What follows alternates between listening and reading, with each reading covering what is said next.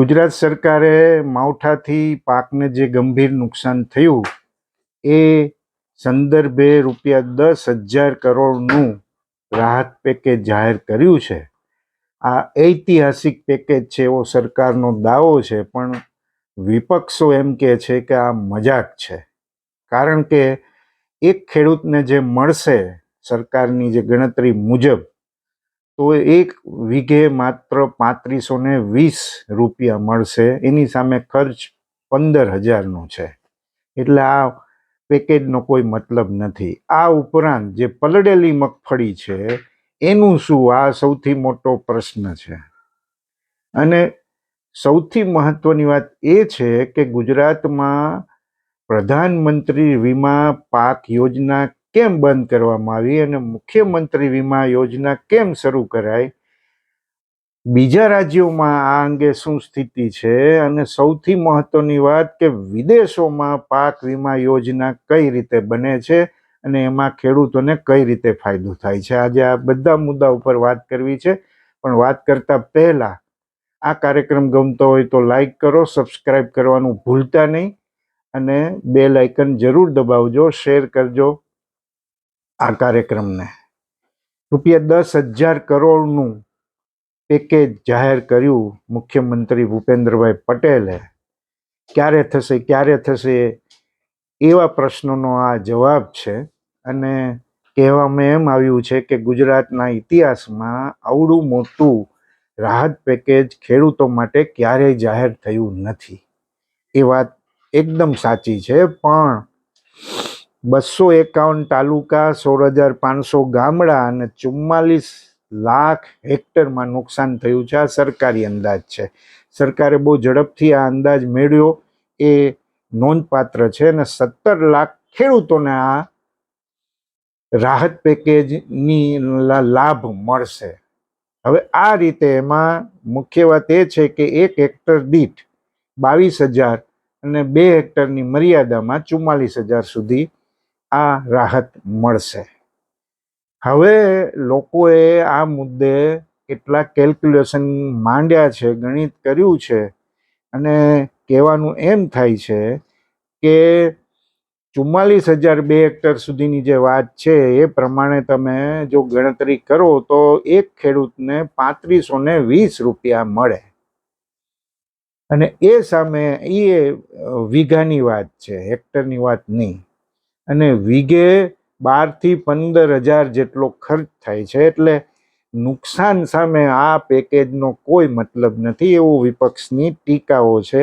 અને સાથે સાથે આ પેકેજ જાહેર થયું એની સાથે સાથે 15,000 કરોડની ખરીદી ખેડૂતોની જણસની, વિવિધ જણસની, મગફળી, મગ, અડદ, સોયાબીન, આ બધાની ખરીદી પણ થશે. અને થોડા સમય પહેલા જ ઉત્તર ગુજરાતની જે નુકસાની થઈ હતી એનું 947 કરોડનું પેકેજ જાહેર થયું. એ બધું ઉમેરો તો 11,000 કરોડની જાહેરાત થાય.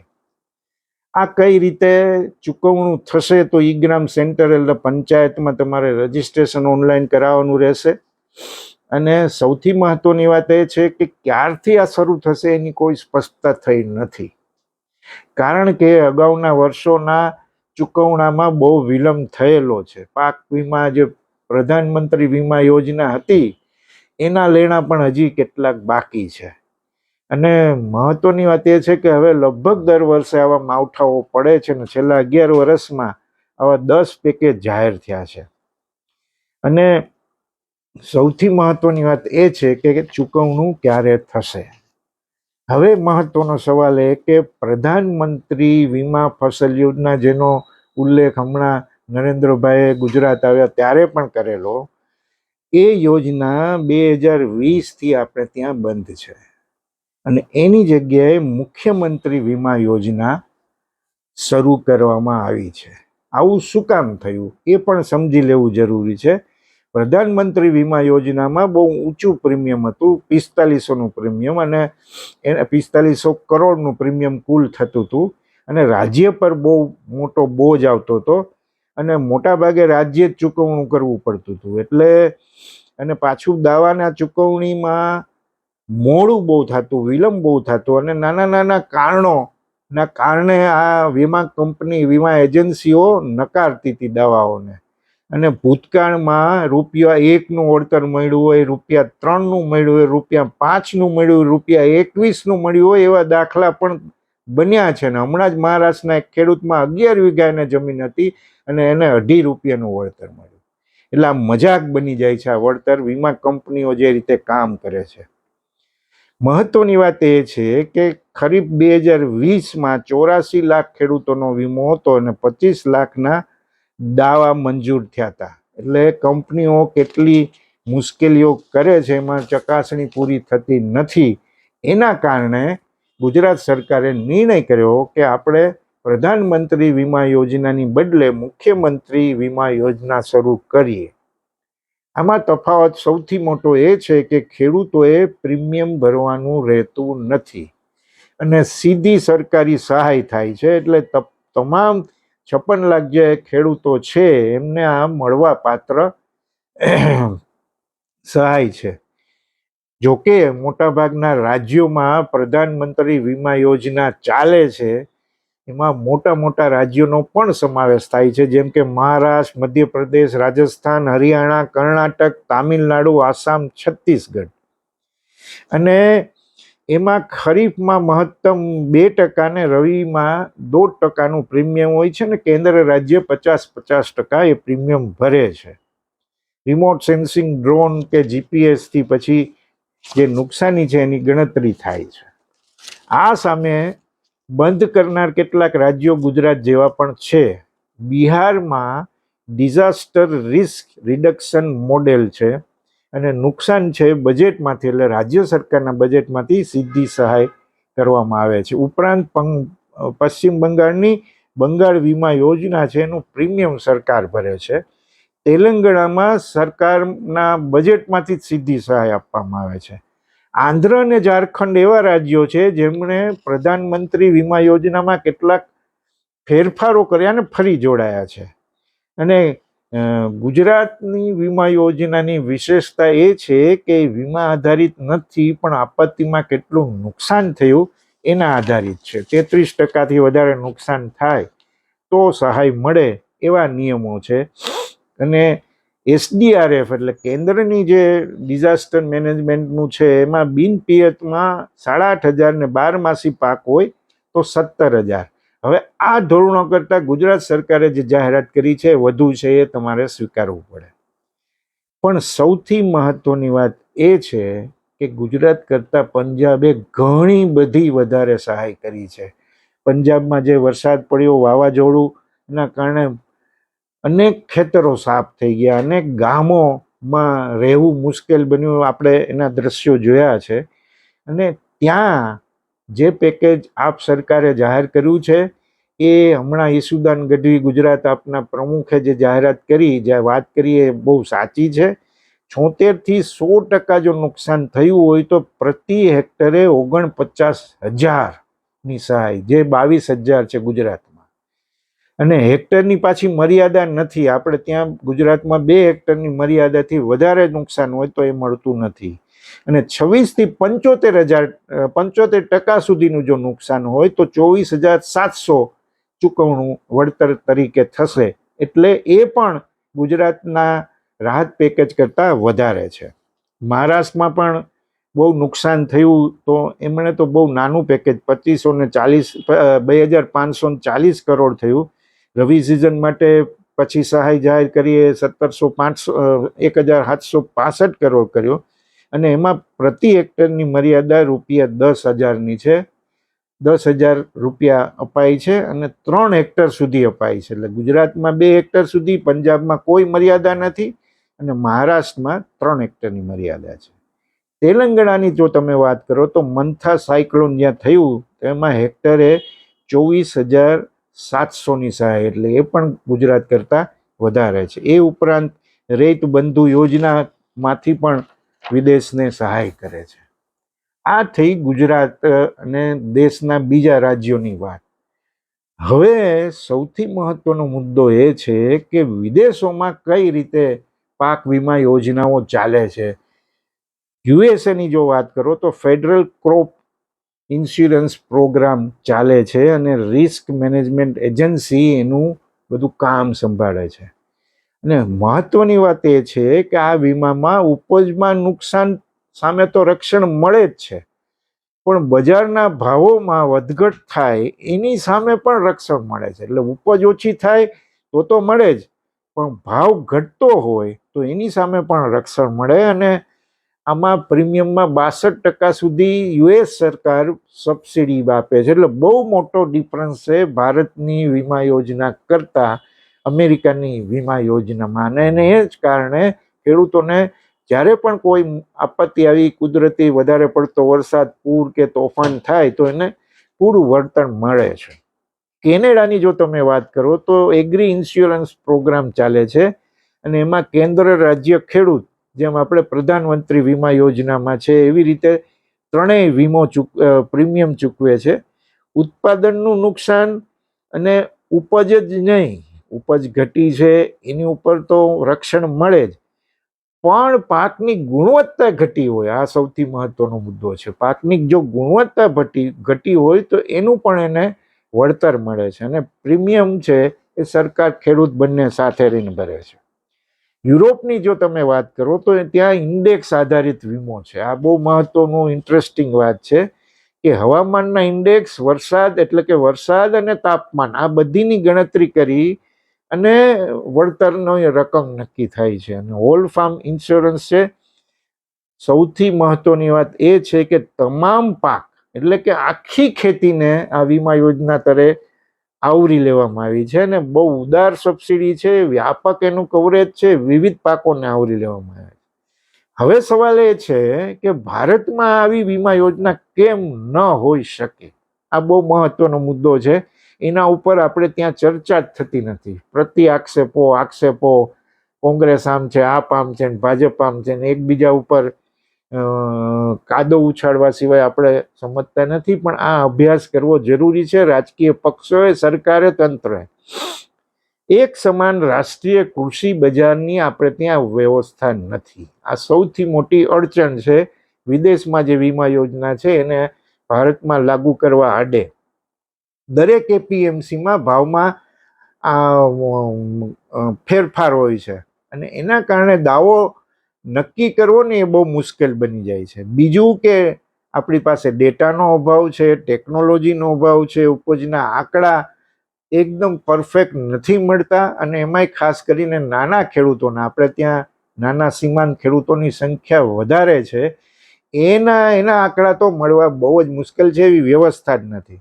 અને પાછી એમાં નૈતિકતાના પ્રશ્નો પણ આવે છે. ઘણા લોકો ઓછું ઉત્પાદન બતાવી અને વળતર વધુ માગે છે. એવા અનેકવાર કિસ્સાઓ બન્યા છે. અને ડેટા એકત્રીકરણ કરવાનું બહુ મુશ્કેલ છે.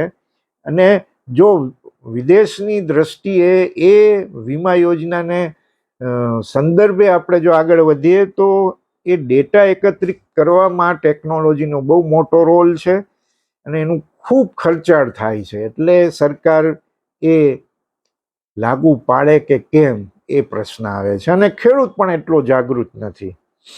ઇન્ડેક્સ આધારિત છે ને એ બહુ મોડેલ જોઈ જવા જેવું છે, કારણ કે એમાં વ્યક્તિગતના બદલે તાલુકા કે જિલ્લા કક્ષાએ સરેરાશ ઉપજ કેટલી છે એનો ઇન્ડેક્સ બને છે, અને પછી એમાં ભાવ કવચ તમને મળે છે, પ્રાઇસ ટોપઅપ પણ થાય છે, એનું એક મોડ્યુલ બનાવેલું છે. સૌથી મહત્વનું આ છે કે ટેકનોલોજી, તમારે આનો જેટલો વધુ ઉપયોગ થાય, ચોકસાઈપૂર્વક સર્વે થાય, એ સૌથી વધારે જરૂર છે. એમાં ડ્રોન, સેટેલાઇટ એ તો ખરું જ, આ સાથે હવે આર્ટિફિશિયલ ઇન્ટેલિજન્સનો તમે ઉપયોગ કરી શકો છો. હવે જો આ બધા તમે પેરામીટર્સ ચકાસો અને પછી કંઈ વીમા યોજનામાં ફેરફાર કરો તો મને લાગે છે ખેડૂતોને પણ ફાયદો થાય ને સરકારની વળતર આપવાની જે પ્રક્રિયા છે એ સરળ બને. કારણ કે આજે ઘણા બધા લેણાઓ બાકી છે, દાવાઓ ઊભા છે, જૂના દાવાઓ ઊભા છે. તમે ખાલી પ્રધાનમંત્રી વીમા યોજના જે છે એમાં 2021-22ની વાત કરીએ તો ઓગસ્ટ 23માં સંસદમાં જે જવાબ અપાયો છે એ મુજબ આ 2 વર્ષના ₹258.87 કરોડ બાકી લેણા ઊભા છે. એનો મતલબ કે વીમા કંપનીઓ અને રાજ્યો વચ્ચે વિવાદ છે. આકારણી જે થઈ છે એ બરાબર છે કે નહીં એના પ્રશ્નો છે. અને હાઈકોર્ટમાં પણ આ પ્રશ્નો આવેલો અને ગુજરાત હાઈકોર્ટે બહુ સ્પષ્ટ કહેલું કે આ સર્વે બરાબર નથી, એમાં ઘણા બધા ઝોલ છે, એટલે યોગ્ય વળતર મળવું જોઈએ, પણ હજી સુધી વળતર મળ્યું નથી. હવે આ પાક વીમા કંપની જે ખેલ કરે છે સાહેબ, આ સૌથી મહત્વનો મુદ્દો છે અને કદાચ સરકારોએ એના ઉપર વધારે અભ્યાસ કરવાની જરૂર છે, વધારે કડકાઈથી કામ લેવાની જરૂર છે. નાનકડો દાખલો લ્યો, 2016 થી 21 5 વર્ષ પ્રીમિયમ મળ્યું 1,59,132 કરોડ. 1,59,132 કરોડ. એની સામે દાવાના ચૂકવણા કેટલા થયા? તો કે 1,19,314 કરોડ. હવે તમે ડિફરન્સ કરો તો રૂપિયા 40,000 કરોડનો નફો વીમા કંપનીઓને થયો ગણાય. હા, એમાં એડમિન કોસ્ટ, રીઇન્સ્યોરન્સ, પાછા દાવાઓ થાય, ચૂકવણા થાય, એને 10-12% તમે બાદ કરી શકો, પણ કેટલીક કંપનીઓનો નફો 70% સુધી થાય છે. આ બહુ મહત્વનું છે સાહેબ. અને એમાં બહુ બધી જગલરી કંપનીઓના અધિકારીઓને એની ટીમ કરતી હોય છે. અમરેલી જિલ્લામાં ને કેટલાક બીજી જગ્યાએ એવા કિસ્સા બન્યા છે કે એક ખેતરમાં આકારણી થઈ હોય ને એને વીમા વળતર મળે ને બાજુના ખેતરમાં તમે 1 પૈસો ન મળ્યો. અરે વરસાદ પડ્યો હોય તો એને પણ નુકસાન થાય. આવા બધા ઘણા બધા આવા પ્રશ્નો છે. જો ગુજરાતની તમે વાત કરો તો 2017-18માં 2 વર્ષમાં ₹7,201 કરોડનું પ્રીમિયમ ચૂકવાયું અને વીમા જે દાવા થયા એનું ચૂકવણું 2,311 કરોડ, એટલે કે કંપનીને નફો થયો 4,980 કરોડ. આ કારણે કંપનીઓ સામે બહુ રોષ છે ને મને લાગે છે કે કેન્દ્ર સરકાર કે રાજ્ય સરકારનો એની ઉપર કોઈ કાબુ નથી. એના કારણે આ યોજનામાં વીમા ચૂકવણામાં બહુ બધો વિલંબ થાય છે. અને આમ પણ સરકાર પેકેજ જાહેર કર્યા પછી એની પ્રક્રિયા એટલી બધી જટિલ હોય છે, એના કારણે ખેડૂતો, માની લો કે અત્યારની જ વાત કરો, આ રૂપિયા 10,000 કરોડ બીજા 947 કરોડ ક્યારે ચૂકવાશે એનો કોઈ કાર્યક્રમ સરકારે જાહેર કર્યો નથી. રવિ સિઝન શરૂ થઈ જવામાં છે, ખેડૂતોને પૈસાની જરૂર છે, તો એ કેમ કરશે સાહેબ? તમે તાત્કાલિક ચૂકવણું કેમ ન કરી શકો? આ સૌથી મોટો પ્રશ્ન છે. એટલે પેકેજ સારું છે, ઐતિહાસિક છે, અધૂરું છે, એ બધી દલીલો તો થવાની, પણ એનું ચૂકવણું ક્યારે થશે એ સૌથી મોટો પ્રશ્ન છે. એની એ દિશામાં કામ થવું જોઈએ. બીજું કે વિદેશની વીમા યોજનાઓનો તમે અભ્યાસ કરો અને તમે એમાંથી શું અપનાવી શકો છો, ખેડૂતને કઈ રીતે વધુ લાભ થઈ શકે છે એ પણ તમારે જોવું જોઈએ. આ બધા પાસાઓ તપાસી અને વીમા યોજનામાં સુધારા કરવાની જરૂર છે. તો મને લાગે છે કે ખેડૂતોમાં જે રોષ છે, આજે કેટલાય જગ્યાએ કેટલા પરિવારોમાં સાહેબ એટલી બધી ખરાબ સ્થિતિ છે. કેટલાક વિડીયો વાયરલ થયા છે અને જોયા છે કે ખેડૂત ચોધાર આંસુએ રોતો, એના પરિવારજનો, એની એક દીકરી રડતી હોય કે મારા શિક્ષણનું શું. આ બધા ઘણા બધા વિડીયો આપણે જોયા છે, પણ એનો ઉકેલ આ દિશામાં છે. રાજ્ય સરકાર, કેન્દ્ર સરકારે આ રીતે આખી સિસ્ટમ છે ને એ પારદર્શી તો હોવી જ જોઈએ, પણ મજબૂત હોવી જોઈએ. આકારણી એકદમ પરફેક્ટ થાય અથવા તો પરફેક્ટની એકદમ નજીક જઈ શકે એવી રીતે વ્યવસ્થા જો ગોઠવાય તો મને લાગે છે કે ખેડૂતોને એને પૂરતું વળતર મળે, એ ખેતીમાં ટકી શકે. આ બહુ મહત્વનો મુદ્દો છે. બહુ ઓછી સરકાર આ દિશામાં ધ્યાન દે છે. ઓછું વધારે પેકેજ એના વિવાદો તો થતા રહેવાના, પણ વીમા યોજના કેવી હોવી જોઈએ, એની આકારણી કઈ રીતે થાય અને ચૂકવણું જલ્દી કેમ થાય, આ 3 પાસા ઉપર અભ્યાસ કરવાની જરૂર છે. અને એમાં જેટલા સુધારા થાય એનો અમલ પણ તાકીદે થાય એ જરૂરી છે. તો આપણો જગતાત છે એ સારી રીતે ખેતી કરી શકશે. આ રીતે પણ આ આખા પ્રશ્નને જોવાની જરૂર છે. રાજકીય વાતોથી ઉપર ઉઠીને, એકબીજા ઉપર આક્ષેપ ને બાજુએ મૂકીને તો ખેડૂતોનું ભલું થશે. આભાર. ફરીથી મળીશું.